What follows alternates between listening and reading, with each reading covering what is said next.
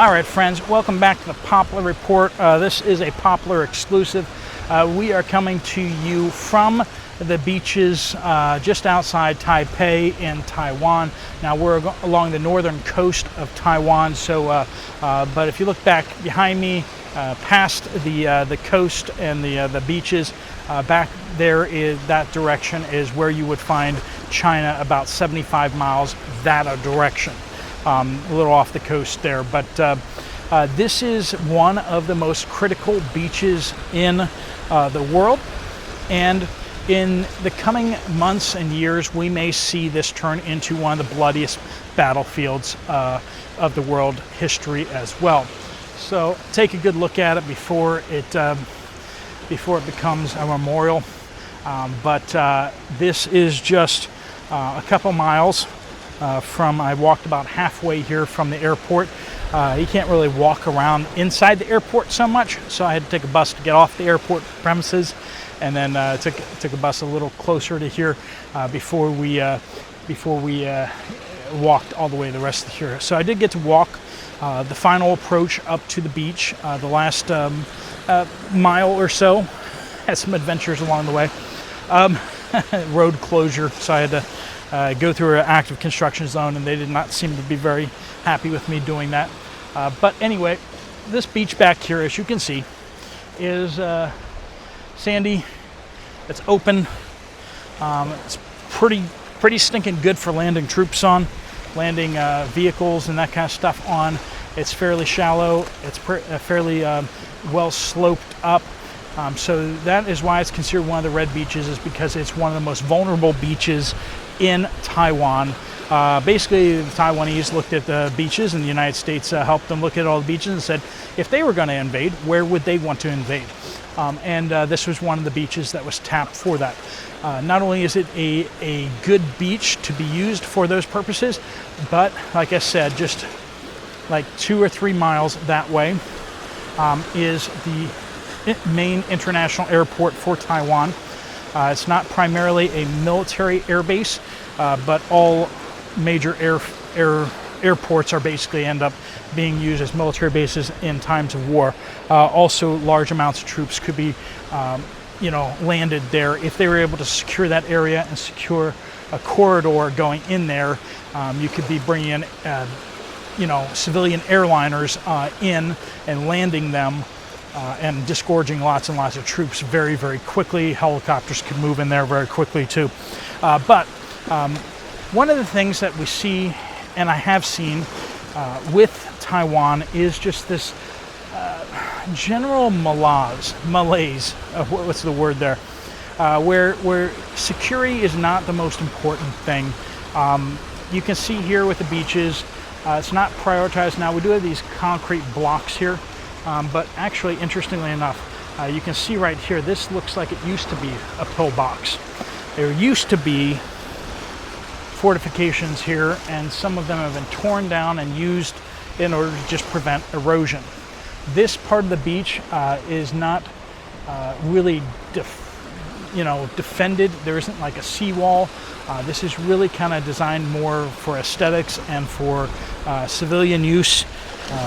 For relaxation, and there's a walkway on the top here that goes along this thing. And then those beaches over there have been kept free of obstacles. There aren't, bunkers or anything like that along the way that you can see clearly visible. And I'm not going to look too closely, and I am a guest here in this country, so I can only do so much without compromising anyone or anything like that. So we're not going to look at anything that you can't see off of satellite photos yourself.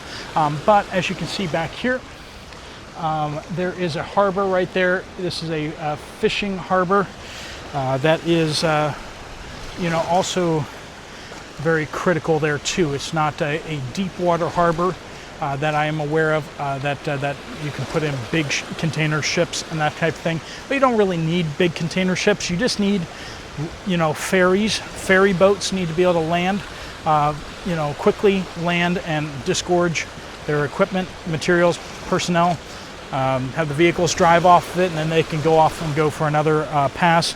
75 miles away, So that is a number of hours drive across the ocean. So it is not anything to sneeze at, but at the same time, you're not looking at a massive gap in the water between these two land masses. All right, we're going to take a look at the beach over this way, and then we're going to take a look at that harbor, and I'm going to give you some other thoughts I've had along the way, and just so you can kind of see how stuff could be done here that hasn't been done, and just kind of obvious things, dual use kind of stuff just hasn't been done. So let me take you for a little ride around here and give you this Watchman exclusive. So as we go along the beach here, one of the things you'll see here is that everyone in public has access to the beach. You see other people kind of wandering around on the rocks, so it's not like they're booby trapped or anything like that. And you look out, you do see a little bit of obstructions out there, but that seems to be there to break up the waves. There could be underwater obstructions. I am not a civil engineer or military engineer or anything like that, so I don't know those things, and I haven't been here on low tide and done all those surveys and stuff like that. But in keeping with the things that I can see, I think there aren't anything like that along the ways. Now they are very much dependent on the Penghu Islands. They believe that with the Penghu Islands down south intact, that would make any kind of attack on Taiwan really impossible. Now the Penghu Islands are heavily fortified. They have missile batteries all over those islands, and the idea is that they could break up. They're unsinkable aircraft carriers out there. However, they don't really protect up north here. Up north, there isn't that island protection. Now, I've already talked a lot about how at the ports, you have ships coming in constantly from across the way from China. Massive container ships. We're not talking about small container ships. We're talking about thousands of TEUs, 20-foot equivalent units. And with those massive amounts of ships coming in, without any kind of inspection, they're pulling up to China. They're doing stuff over there, and then they're coming straight over here. And they're not being inspected before they get to the ports. They could be filled with thousands of Chinese troops. Surprise attack could be launched. And once you have some of those footholds, a landing operation to expand your foothold could be very feasible. So as you can see here, we got all these blocks and stuff, but the blocks aren't really existing for, I believe that's just for flooding, that thing. I don't really know what it is, but again, we're not showing anything you can't see on satellite photos, but just to give you guys an idea how nice of a beach this is, flat and open. Now, in case you guys are thinking, well, those concrete steps up there, they look like something. Remember those Chinese barges that have the big boom arms? They can just pull up here, put the boom arms up on top of those concrete, and just start landing tanks right on top there. I don't think these would necessarily stop a tank either. Maybe you guys who have driven tanks before can tell me if this would really stop a, sorry, you can see me for a comparison. Would that really stop a tank? I suspect not, especially since you got this concrete blocks kind of just ramping up. But as you can see, there's just a walking path up here. You do some concrete obstructions back there, but no real cover or anything like that. You just have a road. You do have some concrete blocks there, but if you're hiding back there, you can't see the beach. So Not really seeing a dual use thing there. However, one thing I will say is, as I was kind of coming in, I saw a lot of these, sorry I don't have my gimbal on me, friends, but a lot of abandoned buildings, 3-4 story concrete buildings. I mean, they were clearly used as houses, and they're clearly abandoned now, but they're still standing there, and they kind of do work as de facto bunkers if you think about it. So it's kind of an urban terrain with open fields in between. They do have this dense brush, almost like rhododendrons. Might actually be rhododendrons, but very similar, where the wood is thatched together, kind of like the hedgerows in France. It's kind of hard to cut through that. I don't know if you could cut through it with just a tank, or if a tank would bog down in that, but I don't know. It just doesn't really strike me as if they tried to do that. It just kind of seems like that's kind of, nobody wanted to build there because of the storms that come in.